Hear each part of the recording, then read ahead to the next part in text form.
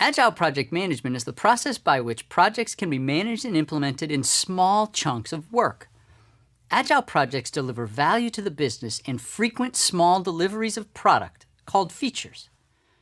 In the traditional waterfall methodology, the requirements for the project would be documented up front. Then the design of the whole solution would be completed, followed by the development, testing, and finally implementation of the product. If this whole process takes a year to complete, the business does not see any tangible value until the very end of that project. With Agile projects, items are created via small logical chunks of work called iterations or sprints. Agile is a great technique to use when business needs are frequently changing, or when the business wants to receive product benefits earlier. With Agile, you can focus on what the business needs now, and if that changes, the new business needs can be accommodated in the next iteration. Agile is frequently used to manage IT projects, but can also be used to manage non-IT projects. Examples of non-IT projects that are suitable for Agile are facility moves, company reorganizations, or changing business processes within a department.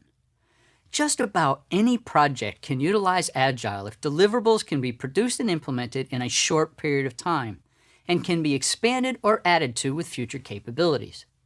Just like building blocks coming together, Agile projects build capabilities one piece or a few pieces at a time. Let's talk next about the characteristics of successful Agile projects. First, sprints or iterations are typically 4 to 12 weeks long. Face-to-face communication is emphasized over documentation.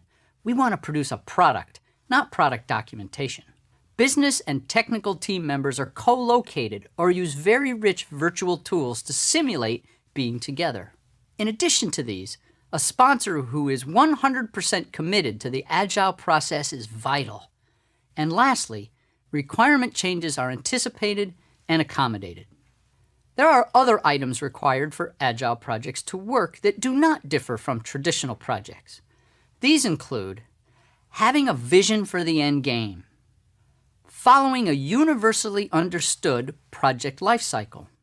Your requirements must be understood. You should use a shared and managed schedule. You have a dedicated team that is focused on getting the job done. And lastly, communication with all stakeholders is critical. There are several Agile methodologies and processes in use today. For the purposes of this course, we will describe and explain an Agile methodology that uses the following life cycle stages. Envision defines the boundaries of the project. You then loop through the speculate, explore, and adapt stages, and you perform a close phase once at the end. Now that you've heard about the common characteristics and benefits of an Agile project, let's go deeper and explore all of these in greater detail.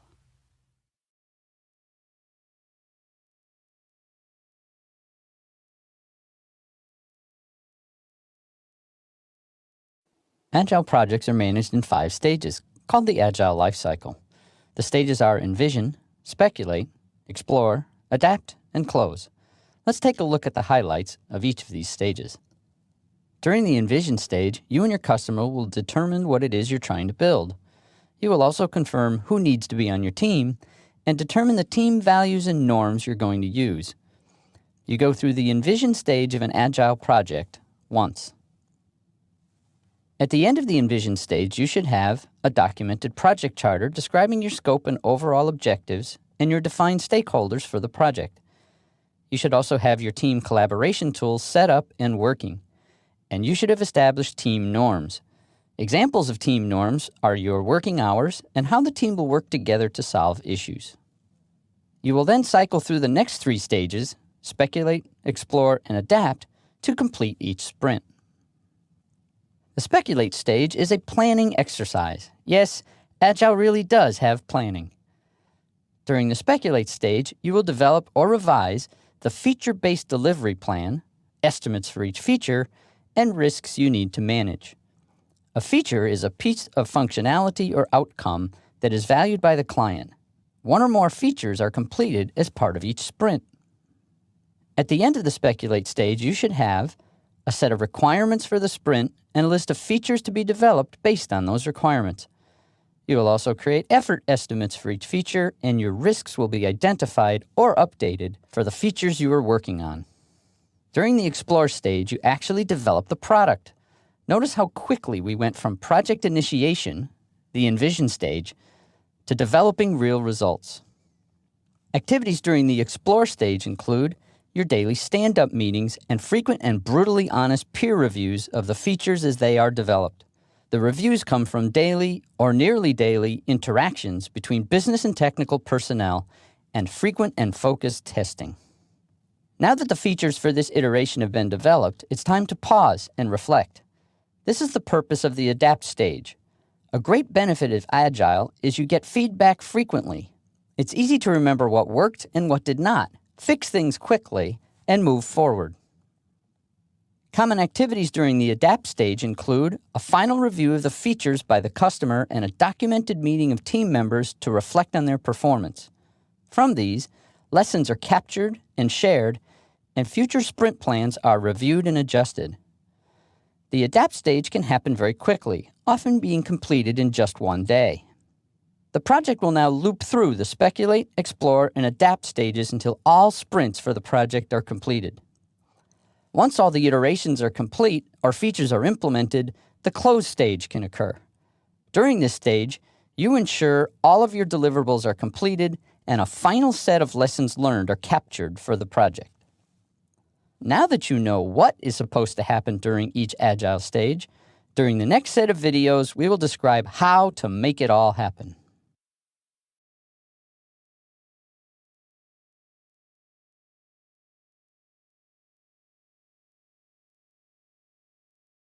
The Envision phase is the first of 5 phases in the Agile life cycle and provides the foundation for the project. At the end of the Envision stage, you should have a documented project charter describing your scope and overall objectives and your defined stakeholders for the project. You should also have your team collaboration tools set up and working, and you should have established team norms. Let's go into the details for each of these items. The project charter should contain the scope of the project. The scope creates the overall boundaries for the project. Included in the scope should be the product vision, which is a summary statement about the final product. This includes the target customer, key benefits, and purpose of the project, such as cost savings or competitive advantage. In addition, the project charter should identify the project sponsor and project manager responsibilities, authorize the project manager to perform their responsibilities, and define the level of authority given to the project manager. Team collaboration tools are essential to ensure project communication is easy and understood by all team members. These tools can track and report status, facilitate joint feature development, and push information out to team members. The key is having tools that are easy to use. There are many collaboration tools on the market. The size of the project, number of stakeholders, and the amount of collaboration desired will determine how advanced you need to get with your collaboration tools. My suggestion is to start with a small number of low-complexity tools and add other tools if and when they are required. During the Envision phase, all stakeholders will start working together on the overall design of the project. At this time, it's important to establish the team norms for how the team will work together, including where they will physically work. As Agile projects involve close collaboration, it is important the team understands how it will operate. That is the critical element of team norms. Example team norms include actively listen to what others are saying, attack the problem, not the person, seek to understand first, only focus on this sprint and feature. If you see a problem, say something and make suggestions for resolution. Actively participate in the daily meetings. Be engaged. Solve conflict with the other person when possible. If not achievable, both parties must come forward for help from management. Email is a low-touch communication vehicle and should not be used to solve problems. Don't respond to text messages during meetings. Provide your full attention to the matter at hand. Be respectful of one another. Have the best interest of the project as your first priority. Share and respect the roles and responsibilities of each team member. Agile teams are best if they have 15 or less people. Larger teams are possible, but I recommend you split them into smaller subteams to stay within the 15 or less guideline. Larger teams introduce risk, as the coordination between larger numbers of people and the features they produce is much more difficult.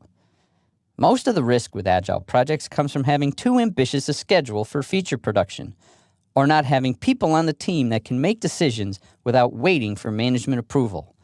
These situations should be avoided. With a proper project charter documented, collaboration tools ready to use, and the team in place with minimal risk elements, the project is now well positioned to commence the planning for the first iteration in the first speculate phase. We will discuss the details of that in the next video.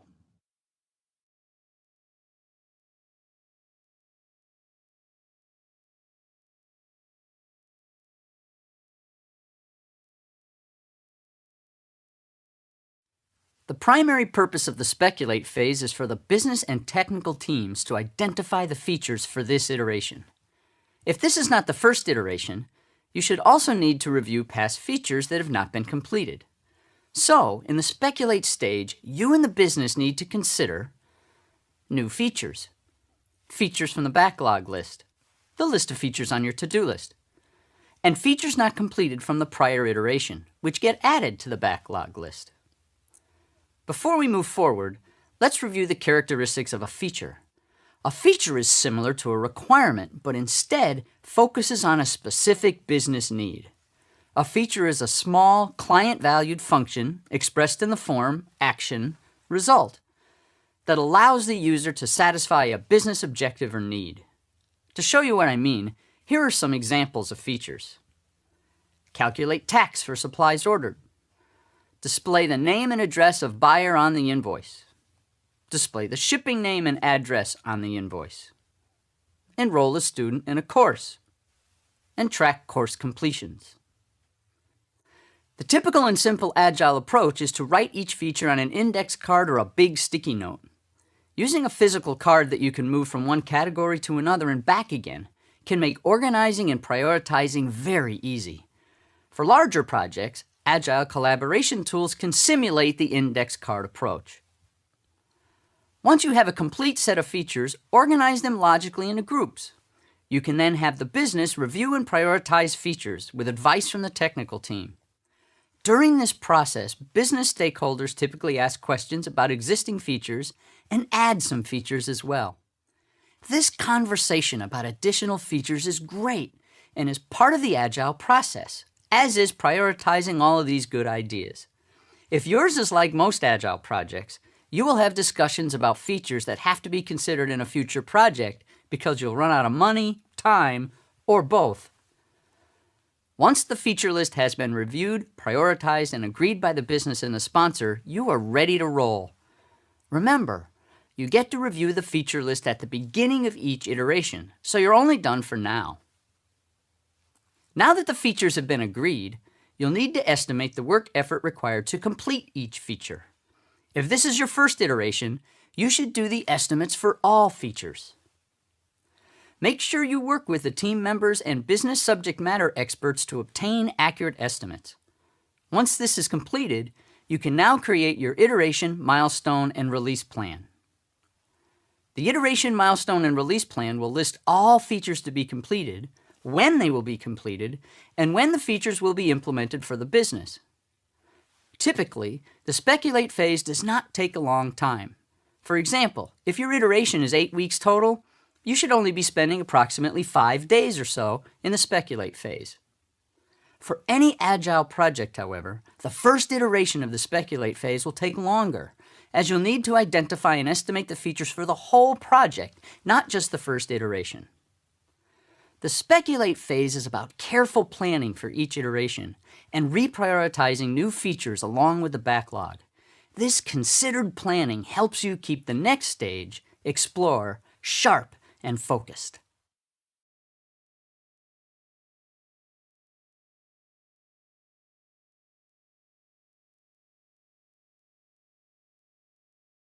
Here it is, the phrase most people get excited about. We now get to produce the product. Fortunately with Agile, it doesn't take very long to go from the envision and speculate phases to the explore phase. This phase is all about collaboration between the business and technical team members. The daily stand-up meetings, although run throughout all Agile project stages, play their most substantial role during the explore phase. Let's examine what typical stand-ups are like. The meeting should be around 15 minutes long, 30 minutes max. Each team member shares what they achieved yesterday, what they plan to achieve today, and they discuss anything they need help with to progress their work. The stand-up meeting is not the place to resolve issues. If issues are identified, they should be noted, addressed after the stand-up meeting, and reported back to the group the next day. That's it.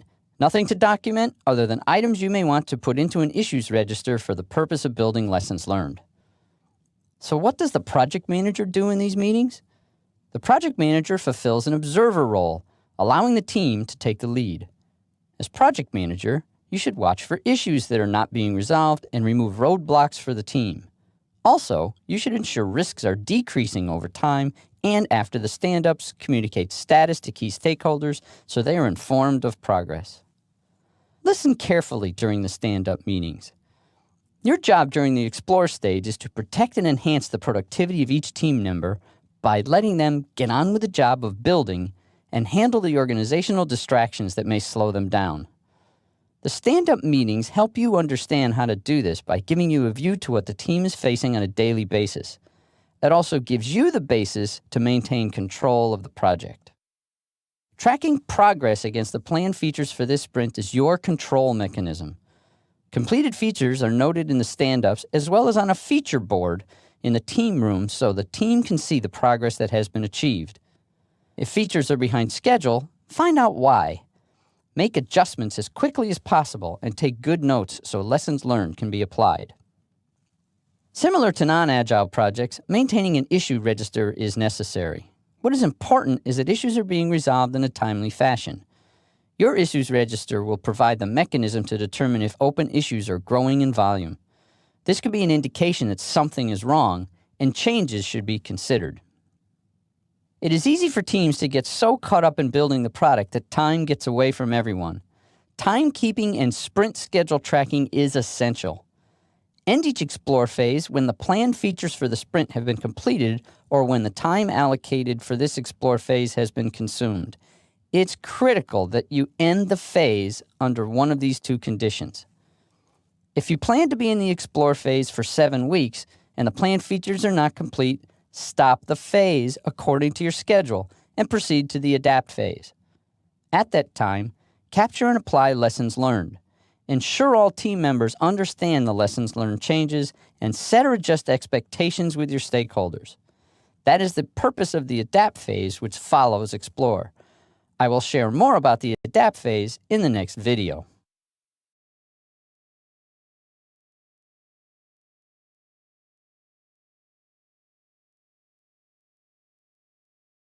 The adapt phase occurs at the end of each sprint, immediately following the explore phase.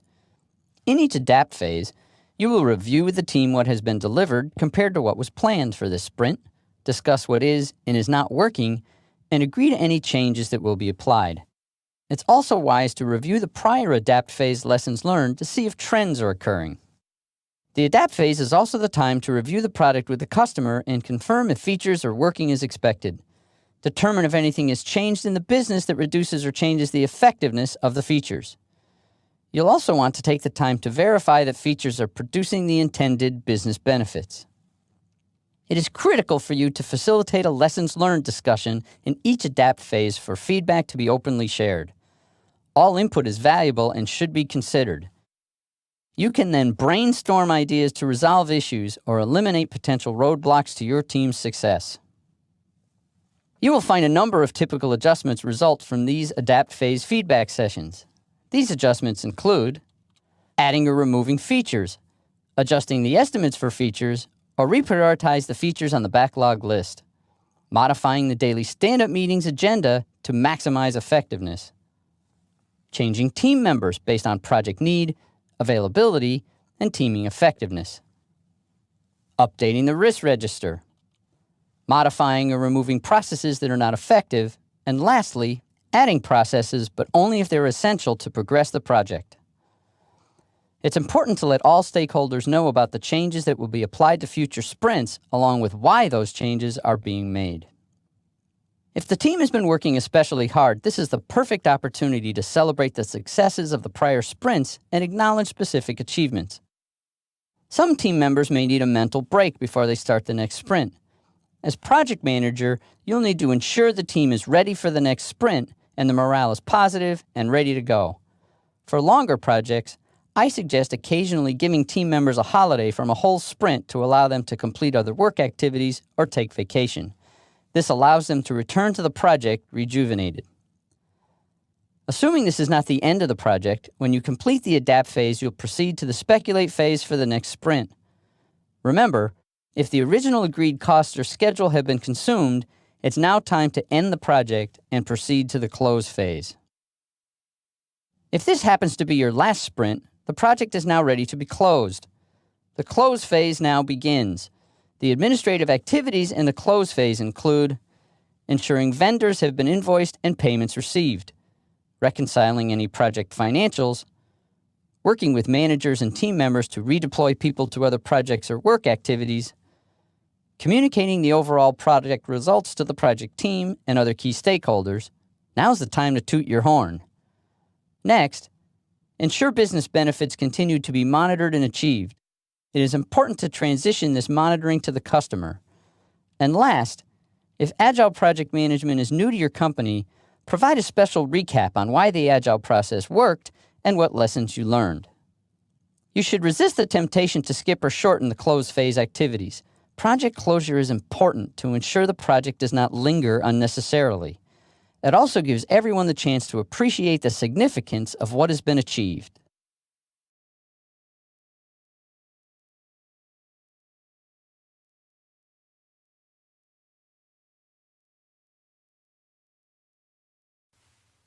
One of the most important success factors for Agile is the selection of the right projects for you to apply Agile methods.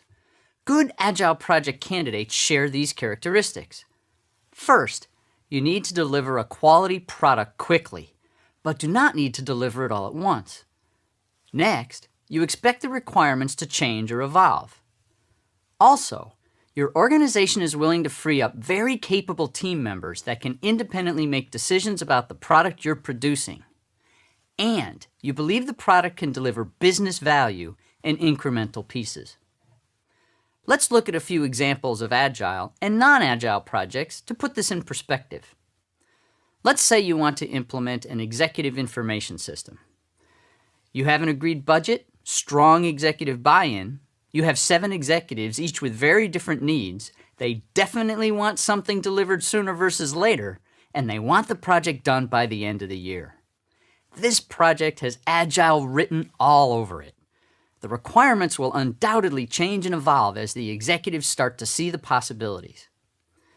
You could easily break down the project into sprints as you could categorize and implement features by executive. Let's look at another example. You need to do a business process refresh, replacing administrative processes with updated ones to meet greater customer demand. This is something your company does every 3 to 4 years with a proven set of steps and processes to follow. The budget is agreed, all the scope must be completed, and you know what business areas and the number of processes that must be updated. This is not as good a candidate for Agile. It does not serve a purpose to perform sprints and ask if there are new features required at the end of each sprint. The project's been completed in the past using other methods which have worked and people are used to. Could this project be implemented in sprint-like iterations? You bet. But just doing something in iterations does not make it Agile. That project life cycle is sometimes called iterative and can be a smart way to run a project. We also know all the processes must be refreshed, so it's not okay to time box the project and only allow for some of the processes to be refreshed based on a pre-agreed schedule, which could happen with an Agile project. Best to use the more traditional approach which has worked in the past. Not all projects have to be implemented as just an Agile or non-Agile project. It is possible to implement a project as a hybrid of Agile and non-Agile. Take an introduction of a new product line in an existing business, for example. I might use Agile techniques to develop new marketing products and get done as much as possible by the desired product delivery date. I would use a more traditional life cycle for the reorganization of people into the new product department, as each person must be evaluated, have their job responsibilities changed as required, and have their new job created. I would apply the people changes first for a given area, and then the business process changes could be made by the newly reassigned staff. Using Agile for the process changes is wise, as it forces the company to carefully prioritize the work and implement the most important features, business process changes, first. Putting people into new positions is best done in a more traditional project approach. In summary, Agile can be applied to several different scenarios and be implemented in different ways. It all depends on the project and organization you're working in, and whether the characteristics of Agile are the best way to create change for your customer.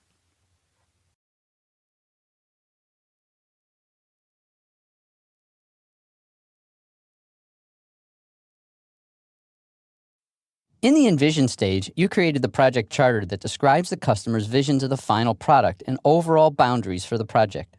What follows next is the creation of the product data sheet, or PDS. This is a great planning document and provides an executive summary of the project. A well-written PDS provides more detailed scoping for the project and can become an easy-to-use communication tool for the project.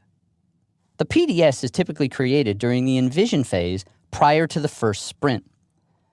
The short and concise 1 to 3 page PDS includes the project description and high-level project scope, usually taken straight from your project charter, along with the project objectives, the business value you're going to provide.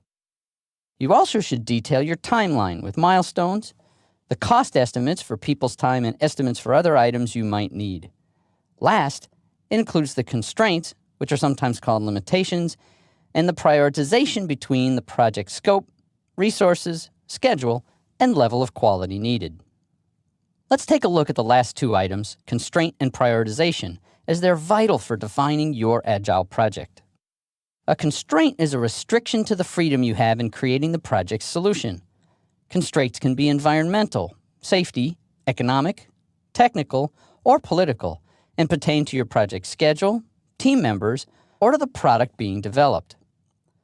Common constraints include the project must be completed by such and such a date, and certain technical standards must be followed, like electric product safety codes. Other constraints include when the product can or cannot be implemented. An example of this is avoiding peak times. It would be risky to change cash register software at a retail store during the Christmas rush period. Constraints can also pertain to your team, like certain people will be made available to the project only at certain times. You may also have to detail limitations, such as using existing infrastructure and equipment, and the budget will not exceed X dollars. Balancing the constraints of the project depends upon the prioritization of project scope, people, and other resources, schedule, and quality. Let's look at an example to describe this. If the schedule is the highest priority, then Agile allows us to apply flexibility to the scope and people. You could reduce the number of features produced in a given sprint, or increase the number of team members to ensure the sprint's completed on time. If product quality is the lowest priority, then you have greater flexibility as you can focus on the schedule and any product defects can be corrected in subsequent sprints. The client and the team will participate in the completion of the PDS. The client should review the entire PDS for accuracy, describe the business benefits, and confirm the resources they will provide. Agile projects are known for minimal but vital planning, and that is a good thing. The PDS is probably the most detailed planning document that exists in Agile, and it's critical to the success of the project. If you resist the urge to dive into the first sprint and spend time early in the project to create the PDS and share it with stakeholders, your project will likely run much more smoothly.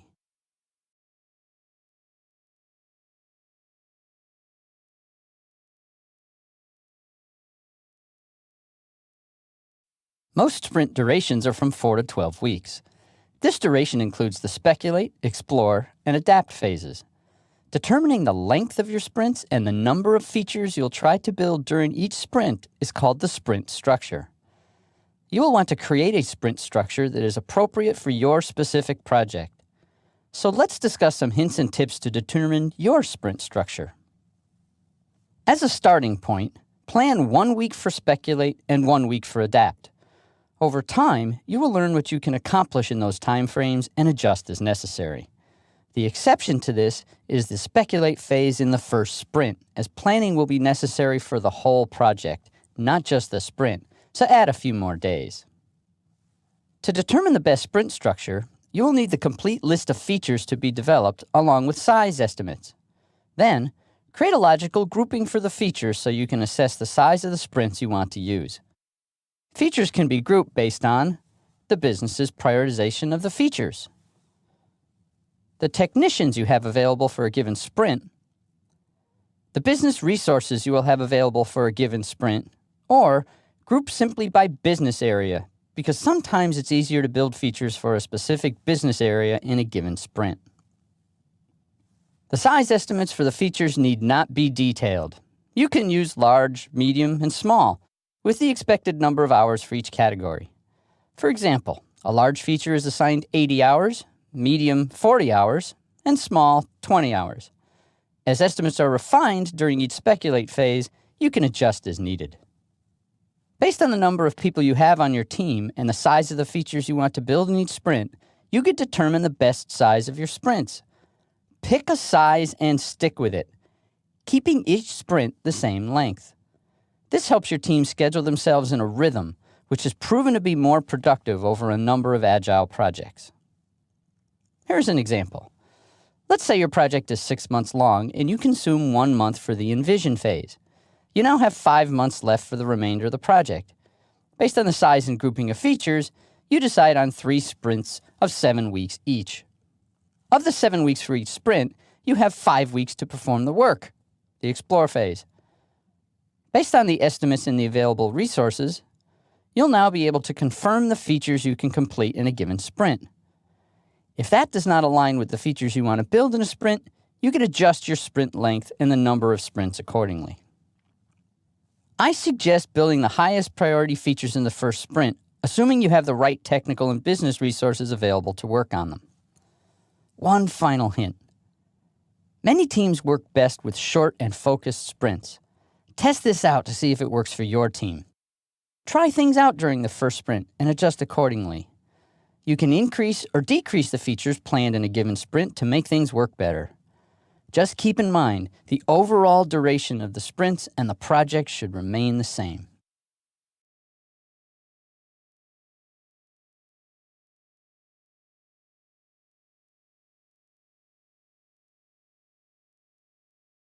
As with traditional projects, risk should be assigned and assessed against specific tasks in your plan or specific features in the Agile environment.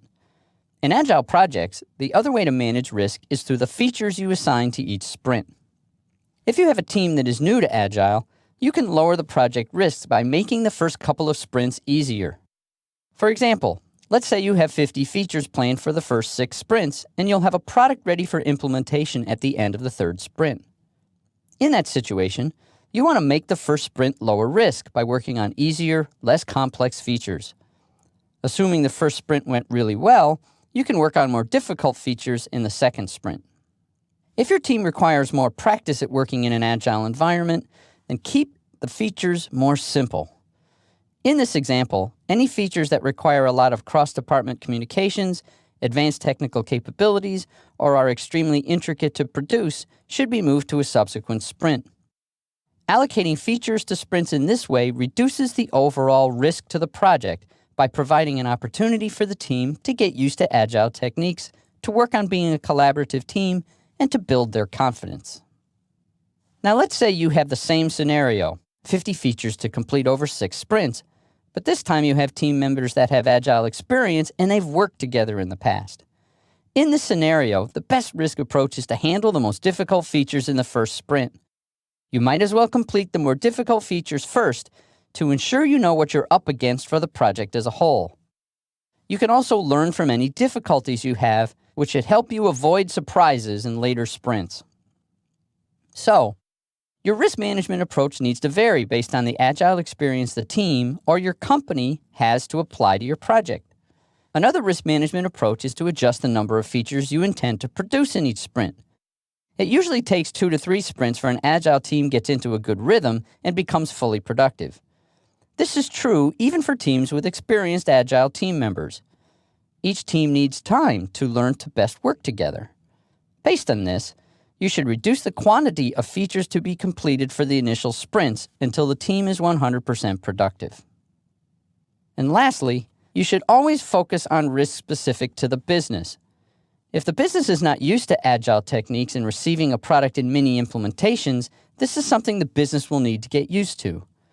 When creating the release plan and trying to mitigate risk, you'll need to work with the business to determine the best sequence for implementing a given set of features. Business impact is a critical thing for you to consider. This may change the priority of the feature list. Sometimes the set of features that are the highest priority for the business might also introduce the greatest amount of change and risk to the business. It might be wise to move those features to subsequent sprints to allow the business time to get used to implementing basic and simple features first. You can then look to create and implement features that impact several departments or more radically change how the business operates.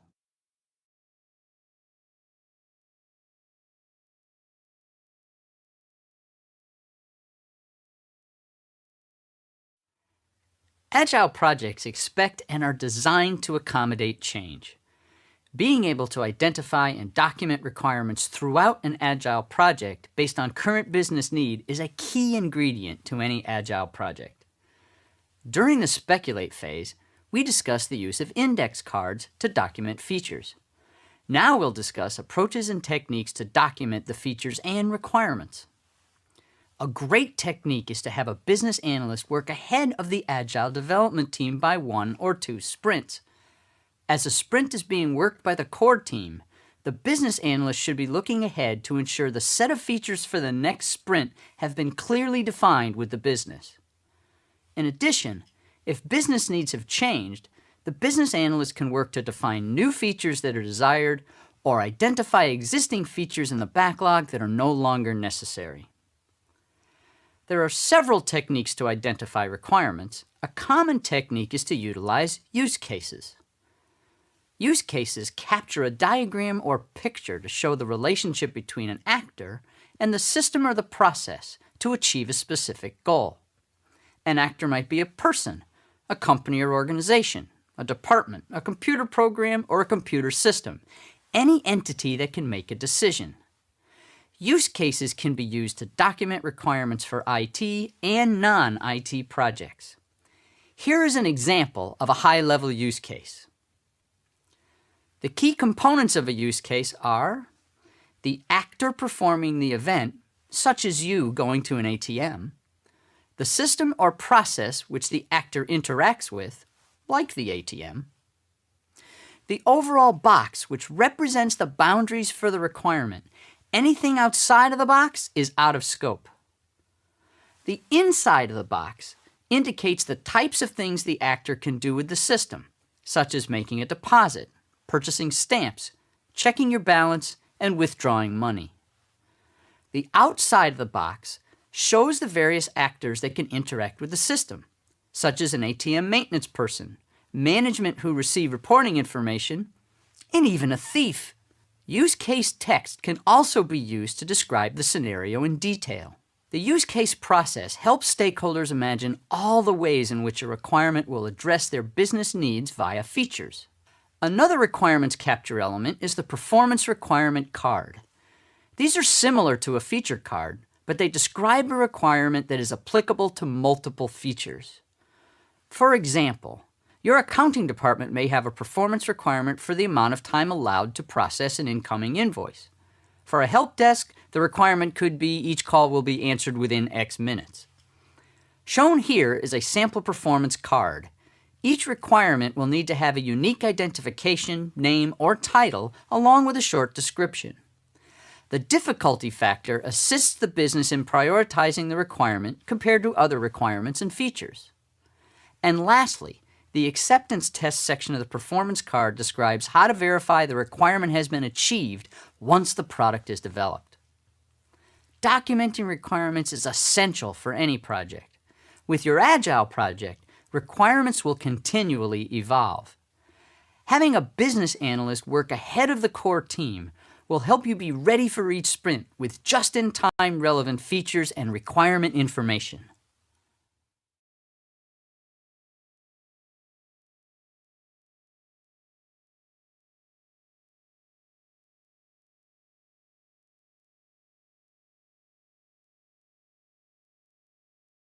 The daily stand-up meetings are the heartbeat of an Agile project.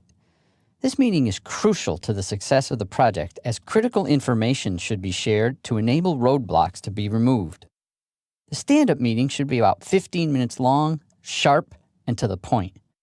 Having the attendees remain standing helps keep the meeting short, upbeat, and active. All business and technical specialist team members should attend, along with the project manager, sometimes called a scrum master. Ideally, the project manager does not lead the meeting. Instead, team members will each provide their update.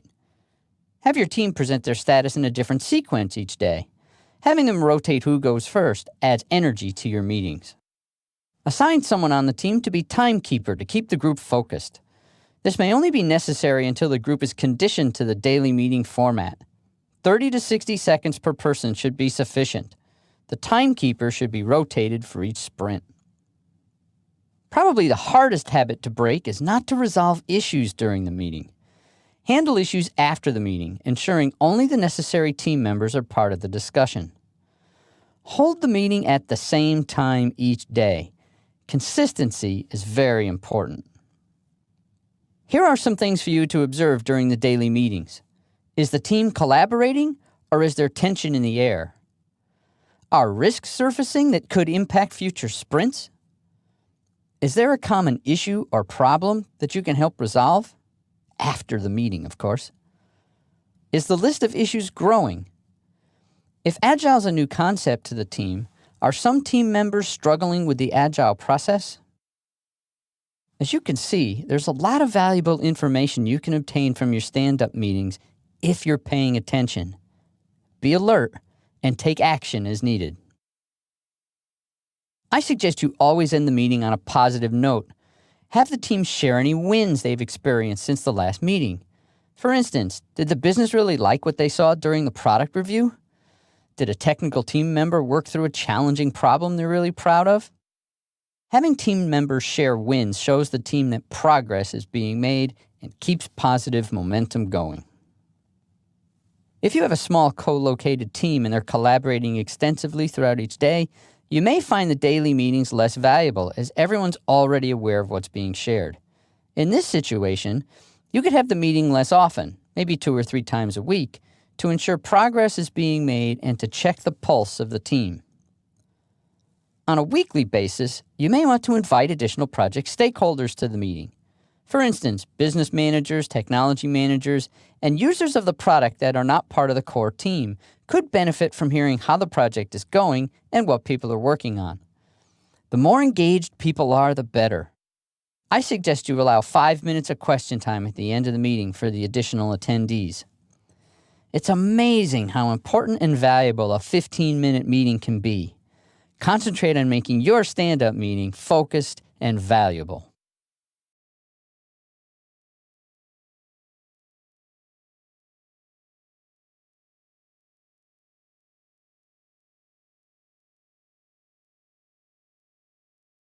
Many people who don't understand Agile believe Agile projects do not have control mechanisms. That's actually far from the truth. There are Agile-specific techniques that help you manage and monitor your Agile projects. Scope is managed via the backlog list. Scope is controlled by completing features to reduce the backlog list and adding new features as they are identified. The business, in conjunction with the technical team, consistently reprioritizes to determine which features will be implemented during the next sprint. These changes to the backlog list are common. However, you should remember the scope of the current sprint should always be locked down. Once the list of features has been agreed for that sprint, it should not change. Velocity is the term used to describe how many functions the team is completing in the average sprint. This can be calculated by examining previous sprints, assuming the team resources and sprint duration are kept the same. By understanding your normal velocity, you can determine if your current sprint is tracking to that velocity rate. If you're not tracking as expected, you'll need to start digging to determine why the velocity rate is decreasing. If the velocity rate needs to be adjusted downward for future sprints, you'll need to replan and reduce the number of features to be completed in a given sprint. The benefit of velocity is that it provides controls that allow you to understand what your production rate is, and you can adjust your release plan or team resources accordingly.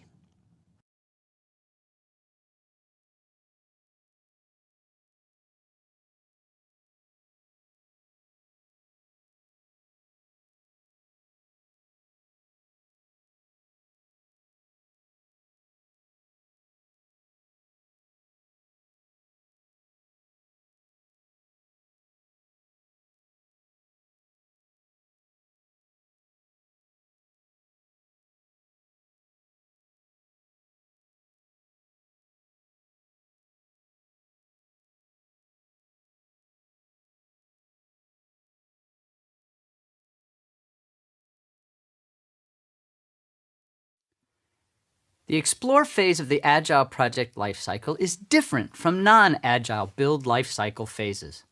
Your role as a project manager is to observe and guide versus lead. You actually take a back seat to the process and you lead via coaching. This can be one of the more difficult adjustments for traditional project managers to make. You have to let go of a bit of control.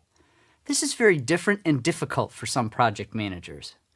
Rather than seek control, your role is to clear roadblocks for the team. You could do this by carefully listening during the daily stand-up meetings to identify issues. You then take action after the meeting to follow up with people to move things along. This allows the team to remain focused and productive on building the product. Teams always need resources, and I'm not necessarily referring to other people. Teams need information and tools to perform their work, including access to specialists and other things, like training. As the project manager, you need to ensure the needs of each individual team member are being met so they can be productive. One area where the team should always take the lead is to prioritize the features and estimate tasks. As project manager, it's your job to ensure these activities are happening and to assist team members only when they're struggling with this activity. One of the most important ways to let the team lead itself is to support their decisions. Even if you disagree with the decision that has been made, sometimes it is best to allow the decision to take its course and learn from the outcomes that result. We each learn a lot from our mistakes. So allowing a few mistakes to happen causes great growth opportunities. With that being said, if you believe a decision will have a significant impact on the project, it is best you discuss your concern with the team and alter their decision. Sometimes you have to support senior stakeholders in addition to the team. If Agile is new to the environment, you may need to spend additional time with management to ensure they are adapting to Agile processes. Common problems to look for are: is the customer not working with the development team on a daily basis for effective collaboration? Has the customer been too busy to spend time with the core team? Are managers confused about the iterative approach and concerned their features won't be addressed? Spending some extra time with management can be especially helpful during the first few sprints and can calm concerns. Concerns can also arise from the intensity of the Agile approach. Productive Agile teams address this by adopting a rhythm or cadence. If a sprint is 6 weeks long, the work can be very intense from weeks 2 to 5 as the product features are being developed. The project manager should watch for stressors to ensure each team member is managing their workload effectively. As project manager, ensure there are weeks that are less intense so the team can relax a bit and get ready for the next sprint. As you can see, the project manager is not the taskmaster during the explore phase. Instead, they do everything possible to maximize the effectiveness of each team member so the team can be engaged and productive in a self-directed work team manner.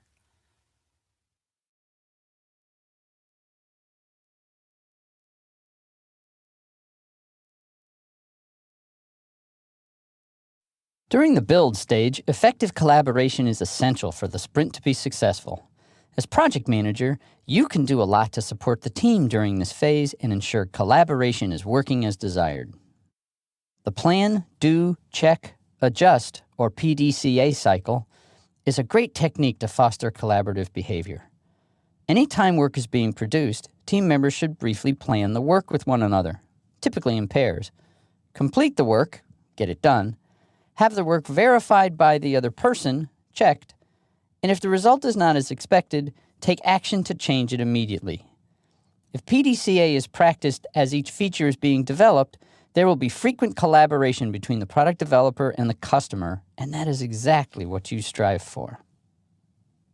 By design, Agile teams are intended to be co-located. However, the reality is that's not always feasible. If you're in the situation where core team members are not co-located, you will need to provide additional tools and techniques to ensure collaboration is happening. In the Envision phase video, we discussed tools.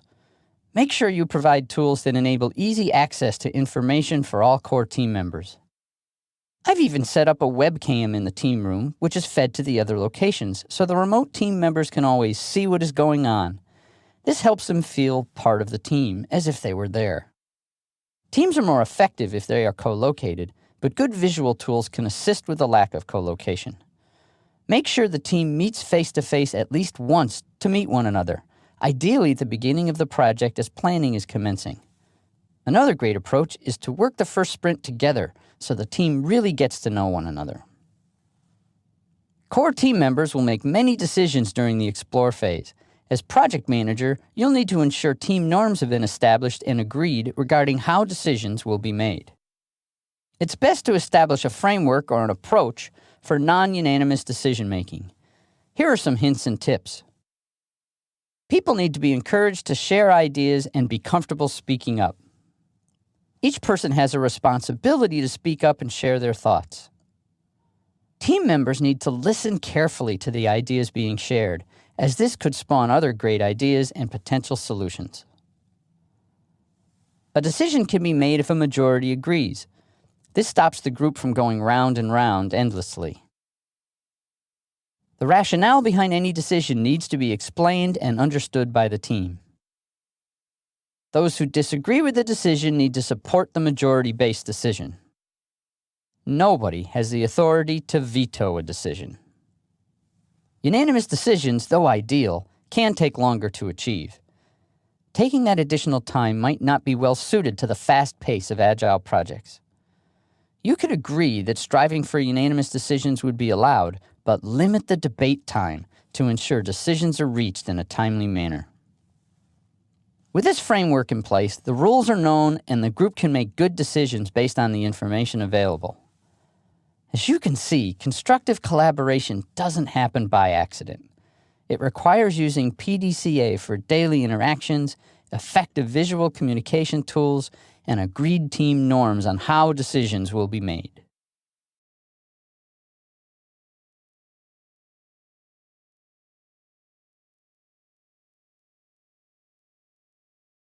All projects have to manage and deal with issues.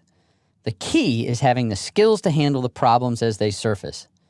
As project manager, you'll need to educate the team on what to do when issues surface. Keep in mind that issue management is more about relationships and how we interact with one another as opposed to how we tactically deal with issues. It's about building trust with one another so that when issues do surface, you're comfortable having a direct and honest conversation about the problem. Establishing techniques to have healthy conflict is very important as issues can then be resolved quickly using valid information. Here are some good techniques to use for yourself and the team. Remind your team members to attack the problem, not the person. Require team members to address conflict with each other directly in a professional and respectful manner. Everyone should bring facts to the table, not rumors or hearsay. If your team members cannot come to an agreement, Ask them to present their scenario with well-thought-out pros and cons. Team members in conflict must then present their information to you together, explaining their counterpart's point of view. This guideline is very effective as many team members come to resolution on their own as they're putting this presentation together. You should only make decisions when your team has not been able to do so. When you do make a decision, make your decision clear and provide the rationale behind your decision. Ask for their support based on the decision made. I like to post the top 3 project issues somewhere in the team room to ensure the team is aware of the key project issues and to keep them focused on the importance of resolving the problems. Co-location is a key element of Agile projects. However, you also need to ensure the team has the ability to complete some of their tasks in a quieter area. Issues can surface if the team is co-located in one open space area where everybody hears everything all the time. It could be hard to concentrate when lots of activities happening in the team room. Provide cubicles, which can be used at times to complete intense work activities, or allow team members to wear headphones in the team room when they need uninterrupted time.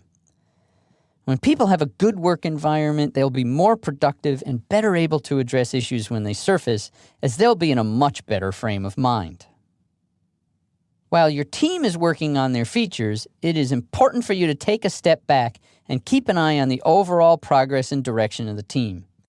It's your job to look at things strategically and ensure bigger issues are being addressed and both new and existing risks are evaluated and considered. If you have the space, post the top 3 risks in the team room as well. Keeping the team informed helps remind them that they have the ability to help reduce risks as well. Issue and risk management is about relationships and how we interact with one another. Establishing clear guidelines on how to resolve conflict provides the team with the tools they need to resolve issues, keep focused on risks, and obtain good project outcomes.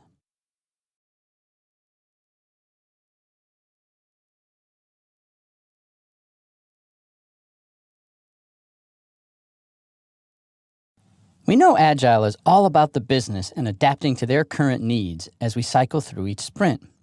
However, there are things to consider when adapting to business changes. Let's assume you have 100 features and they have been prioritized by the business and you're planning to implement them over 5 sprints. From a technical perspective, it might make sense to group the features differently between the sprints. For instance, while features are being developed for reporting of billing information, it might be easier and more efficient if you completed all reporting-related features in a given sprint. However, if the business has deprioritized other reporting features, then the business prioritization needs to be honored.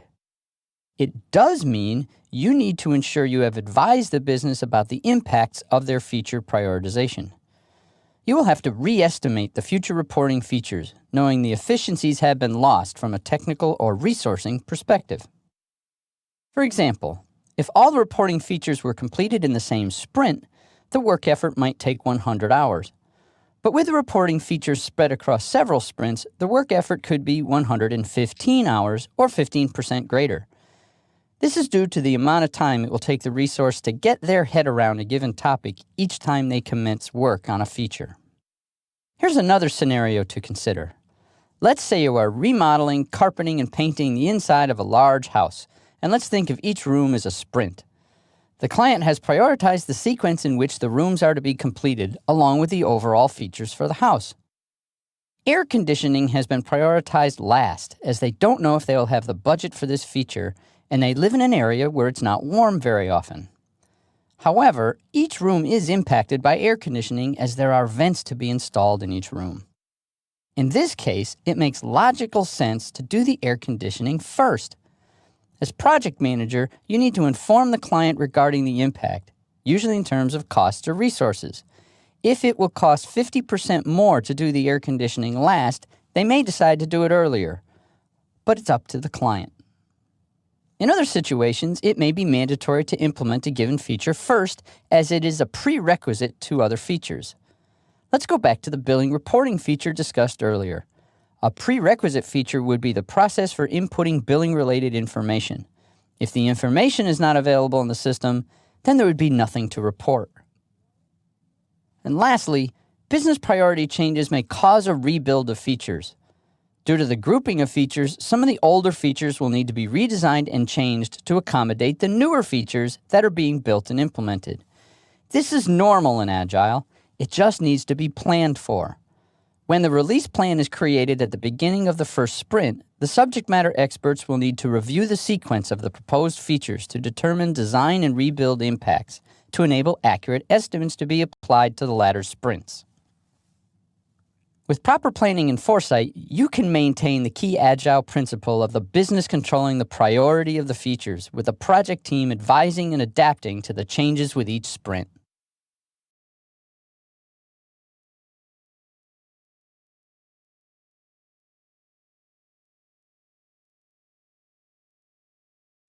As you're closing the project, you start this phase with an overall focus to understand and document lessons learned for the whole project.